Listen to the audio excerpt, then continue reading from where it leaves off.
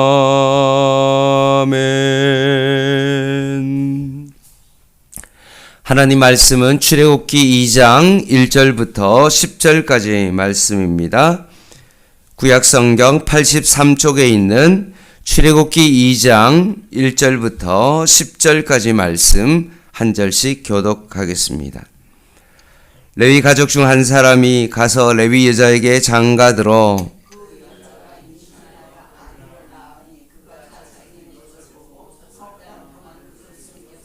더 숨길 수 없게 되매 그를 위하여 갈대 상자를 가져다가 역청과 나무진을 칠하고 아기를 거기 담아 나일 강가 갈대 사이에 두고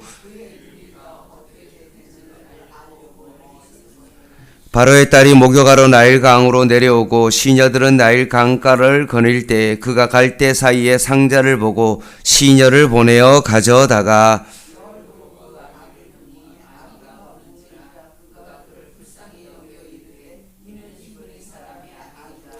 그의 누이가 바로의 딸에게 이르되 내가 가서 당신을 위하여 히브리 여인 중에서 유모를 불러다가 이 아기에게 젖을 먹이게 하리이까.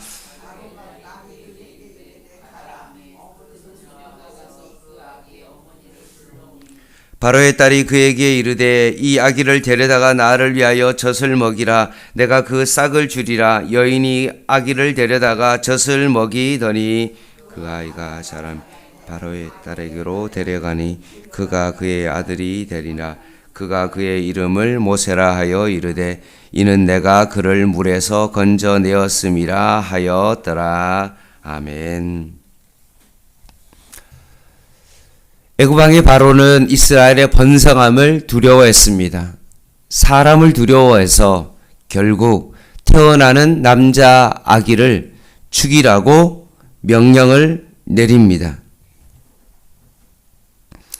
훗날 헤롯이 자신의 왕위를 위협하는 아기가 유대에 태어나자 동방에 온 박사들의 말을 듣고 비슷한 행동을 취한 것으로 이렇게 태어난 아이를 무자비하게 죽이라는 그 기사는 성경의 오늘 본문과 헤롯 왕 두 군데에 발견되어집니다. 아무리 바로가 피나는 노력을 통해서 이스라엘의 번성을 막으려고 했지만 그것은 불가능한 것이었습니다. 하나님의 생명의 그 능력을 인간의 힘으로는 멈출 수 없기 때문에 그렇습니다. 오늘 작게는 모세의 어떤 구원의 이야기지만 이것은 이스라엘 민족의 구원의 태동 이야기입니다. 적진 가운데 한 아이가 출생되어지고 아이는 죽지 않고 결국 적장의 가정에서 돌봄을 보며 자란다는 본문의 내용은 역사의 주인공이 누구인지 분명히 밝히고 있습니다. 1절 2절을 한번 보겠습니다. 레위 가족 중 한 사람이 가서 레위 여자에게 장가들어 그 여자가 임신하여 아들을 낳으니 그가 잘생긴 것을 보고 석 달 동안 그를 숨겼으나 라고 되어 있습니다. 조금 전까지만 해도 비돔과 람세 국거성을 건축하기 위하여 고생하고 있는 이스라엘 민족 전체의 고난이 나왔는데 그 고난이 오늘 한 가정에게로 초점이 지금 모아지고 있습니다. 본문에는 분명히 레위 가족 중 한 사람이 레위 여자와 장가들어서 임신하여 아들을 낳았다라고 말하고 있습니다. 성경이 지금 이 두 사람의 이름을 밝히고 있지는 않습니다. 분명 평범한 가정에서 아이가 태어난 것입니다. 우리가 아는 것처럼 이 두 사람은 아므람과 요게벳으로 우리는 알고 있습니다. 그리고 모세가 태어나기 전에도 벌써 그 위에 형 아론이 있고 그 위에 누나 미리암이 있습니다. 오늘 본문 속에서 강조하고 있는 것은 뭐냐 하면 태어나면 아기를 죽일 수밖에 없는 살기등등한 그 시대 속에서 하나님께서는 무명의 두 사람, 결국 레위 자손 중에 족속 중에 두 사람을 통하여서 결국 아이가 태어나고 있다는 것입니다. 레위 지파, 어떤 지파입니까? 오직 하나님 앞에 예배하는 지파, 자신의 모든 것을 예배에 목숨을 건 사람, 그런 사람입니다. 예배하는 두 사람을 통하여서 결국은 하나님께서는 하나님의 구원의 역사가 시작되고 있다는 말씀입니다. 태어난 아기를 보고 그 모습이 오늘 본문 속에는 잘생겼다, 그래서 목숨을 걸고 석 달 동안 숨겼다라고 되어 있습니다. 어느 부모가 자식을 바라봤을 때 태어난 자식이 못생겼다고 그렇게 느껴지는 경우는 없을 겁니다. 자신의 몸에서 태어난 그 아기를 바라보면서 잘생겼다라고 대부분 생각할 것입니다. 그런데 오늘 본문 속에 과연 이 잘생겼다라는 요 단어 때문에 목숨을 걸고 석 달 동안 숨기는 이유가 과연 무엇일까입니다. 여기서 잘생겼다라는 요 단어는 어떤 단어냐 하면 히브리어로 토브라는 단어인데, 창세기 1장에 보면은 하나님께서 이 세상을 창조하시기에 하나님이 보시기에 좋았다라는, 이 좋았다라는 요 단어가 여기에 쓰이고 있는 것입니다.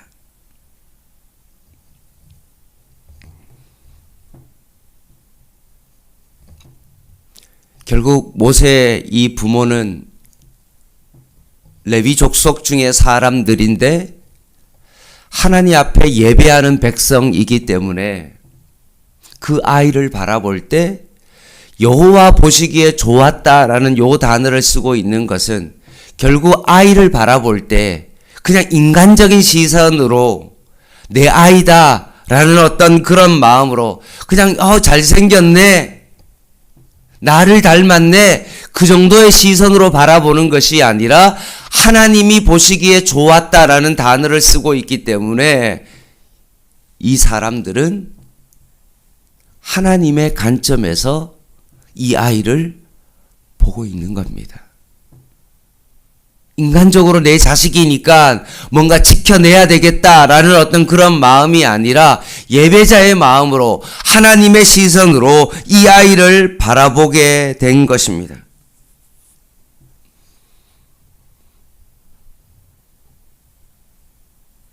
하나님께서 이 세상을 창조했을 때 하나님이 보시기에 좋았기 때문에 그 창조의 역사가 시작되었던 것과 마찬가지로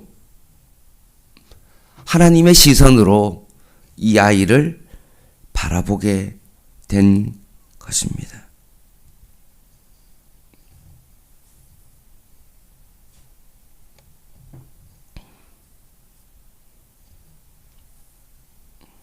그래서 그 아이를 목숨을 걸고 아이를 지키기 시작한 것입니다. 사랑하는 성도 여러분, 혹시 우리의 삶의 모든 시선도 이런 시선을 가지고 사람을 바라봐야 될 줄 믿습니다.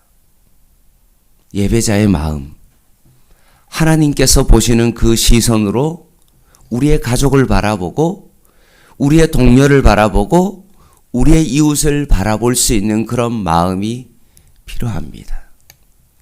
저 사람이 나한테 잘해줘야만이 그 사람을 바라보면서 잘해주는 것이 아니라 하나님의 시선에서 하나님이 보시기에 좋은 어떤 그런 마음을 가지고 그 사람을 바라볼 수 있는 그런 용기와 섬김의 삶이 우리의 삶 가운데 필요한 것입니다. 3절을 한번 보겠습니다. 더 이상 숨길 수 없어서 부모는 아이를 나일 강가에 갈대 사이에 두고 이 아이를 거두어 생명을 유지할 수밖에 없는 그런 기대를 가지고 아이를 갈대 상자를 만들어서, 이 갈대는 뭡니까? 파피루스인데 3m까지 자라나는 그 당시에 다양한 물건을 만들고 여전히 성경책을 만드는 어떤 그런 재료 물건인데, 상자를 만들어서 거기에 역청과 나무 진을 꼼꼼하게 칠한 것입니다. 그래서 이것을 갈대 상자라고 하는데, 여기 상자라는 요 단어가 어떤 단어냐면 테바라는 단어인데, 우리가 알고 있는 창세기 6장에 나오는 방주라는 단어와 똑같은 단어입니다. 노아의 홍수 때 하나님께서 노아의 가정을 구원했던 것과 마찬가지로 오늘 모세를 구원한 그런 상자입니다. 하나님의 절대적인 보호의 손길이 있는 그 상자 속에 모세의 생명을 지금 지켜내고 있는 것입니다. 노아의 방주가 녹아 있거나 방향키가 없었던 것과 마찬가지로 이 상자는 하나님의 손길이 없이는 절대로 생명이 보존될 수 없는 그런 상자입니다. 그리고 이 부부가 이 미리암을 통하여서 상자를 지켜볼 것을 부탁했고, 모세보다 아론이 3살 많은 것으로 추정되어지고, 미리암은 이보다도 3살에서 12살까지, 모세가 태어났을 때 미리암의 나이가 보통 한 6세에서 한 12세 정도로 추정을 하는데, 바로의 공주와 시녀들이 바라봤을 때 어린 아이가, 그 당시에 여자는 보통 노동을 많이 하는데 그것을 하지 않을 것을 의심하지 않는 것을 봤을 때 아마 한 6세에서 전후의 그 어린 아이였을 것으로 추정되어집니다.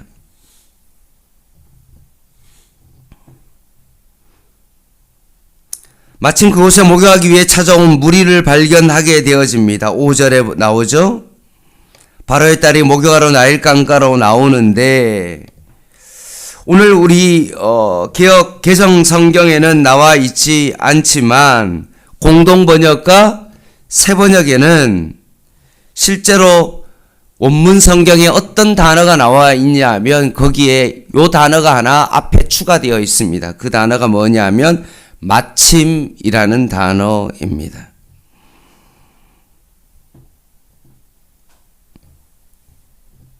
강가에 찾아오는 수많은 사람들이 있지만 거기에 마침 바로의 딸이 찾아왔다는 것입니다.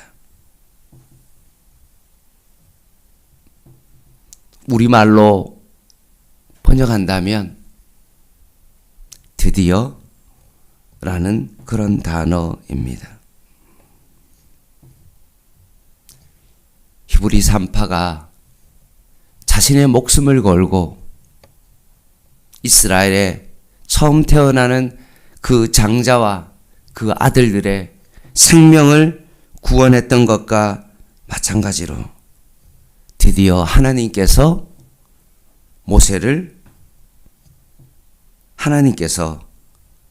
그의 생명을 건져내고 계시는 것입니다.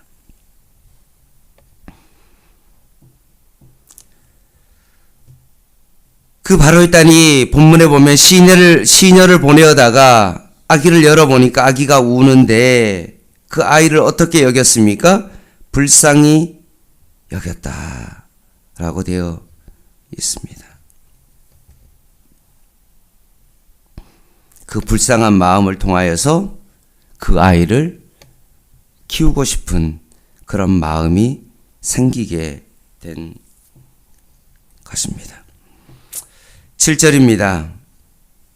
그때 조금 떨어진 곳에서 이것을 지켜보던 미리암이 아이에게 젖을 먹여 양육시킬 유머를 소개해 줍니다. 그리고 바로의 딸이 이것을 좋게 여기고 결국 어머니 요게벳이 다시 모세를 품에 안을 수가 있었고 양육비를 받아가면서 아이를 잘 기를 수가 있었던 것입니다.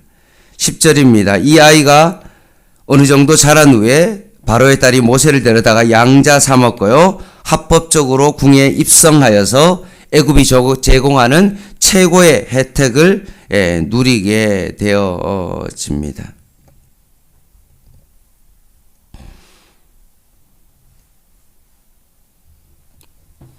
자신의 딸을 통해서 이스라엘 백성을 출애굽시키는 이스라엘 자손을 구원하는 그런 자가 정말 태어나서 자랄 줄은 전혀 생각도 하지 못했을 것입니다. 말씀을 마무리하겠습니다.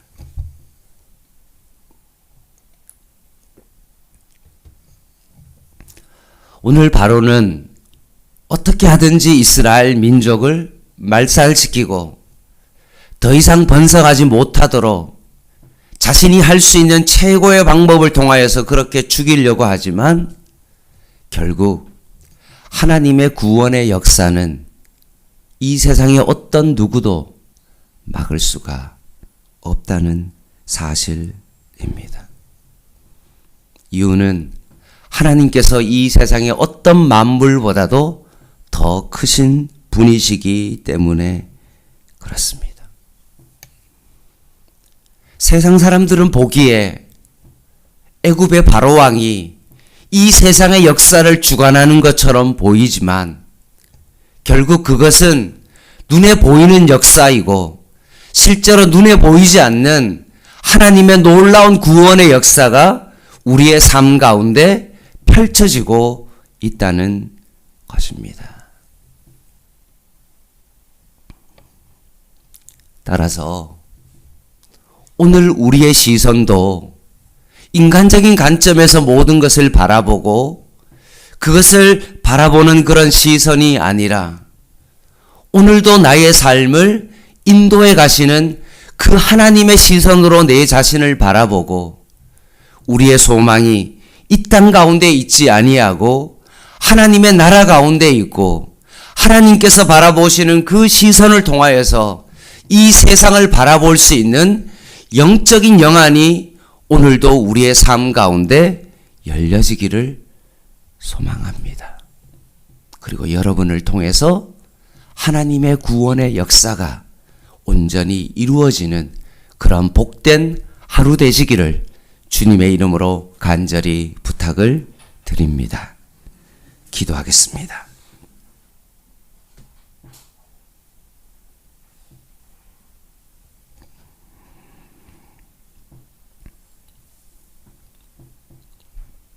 하나님 아버지,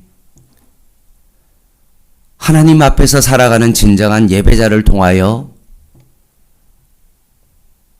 하나님의 구원의 역사를 이루어가는 것처럼 무명의 히브리 3파를 통하여서 그리고 예배하는 자들을 통해서 하나님의 구원의 역사를 이루어 가시는 그 하나님을 바라보며 오늘도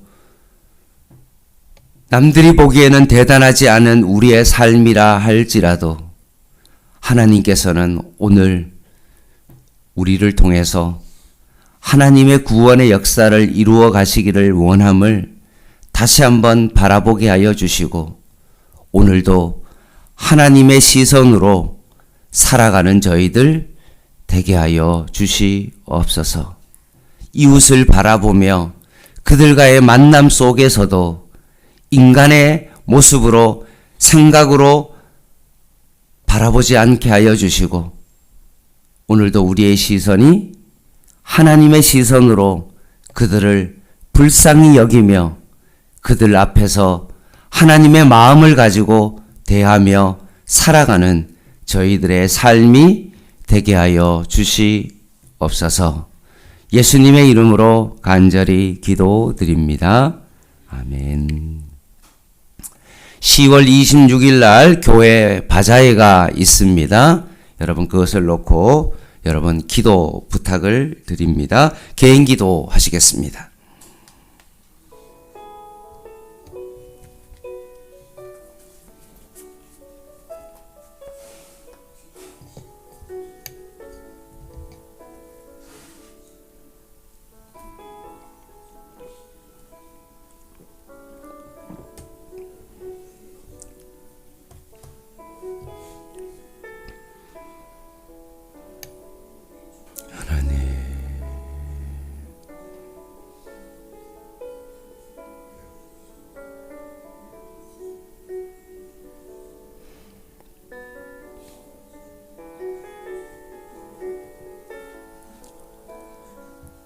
죽음의 위협 속에서도 하나님의 구원의 역사가 이루어지며 그 속에서도 하나님 갈대상자를 통하여 하나님께서 우리의 삶을 인도하시고 우리를 지키시는 하나님을 바라보며 오늘도 우리의 삶이 하나님의 주권 가운데 있음을 믿고 바라보며 오늘 하루를 살아가게 하여 주시옵소서.